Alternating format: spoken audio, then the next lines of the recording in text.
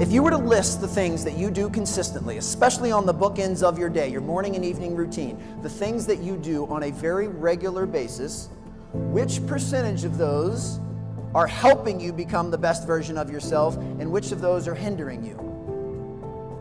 Which one of those are moving you in the right direction, and which one of those are dragging you down? Here's your first actionable takeaway. I want you to write down a list of the things that fill your bucket. Mentally, physically, emotionally, spiritually.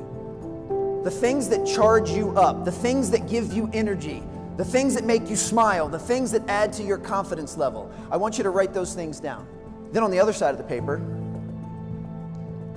with honesty and vulnerability, I want you to write down how you've been spending the bookends of your day. How you've been spending your morning and evening routine. How have you been spending the first 60 minutes after you wake up and the last 60 minutes before you go to bed? And then to complete the audit, I want you to compare the two sides of the paper. Compare the two sets of notes. And I want you to ask yourself one of the most important questions you can ever ask yourself. Are you doing the things that you know you need to do to be your best self? Are you doing the things you feel you should be doing to become your best self? And I can almost promise you, even the highest performers in this room, if you do this with honesty and vulnerability, you're going to start to uncover what's called a performance gap. And a performance gap is the gap between what we know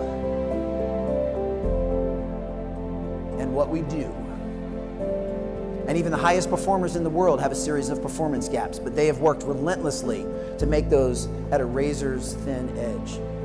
You need to start closing the gap between what you know you should be doing. Remember, you came up with this list. I didn't come up with it. You know that you need to do the things on the left side of the paper. Now it's up to you to make the time to prioritize yourself and emphasize self-care so that you start doing the things that are on the right side of the paper. And you don't have to change everything at once. Start to sprinkle some of the stuff from the left side over onto the right side, even if it's only 5 to 10 minutes at a time.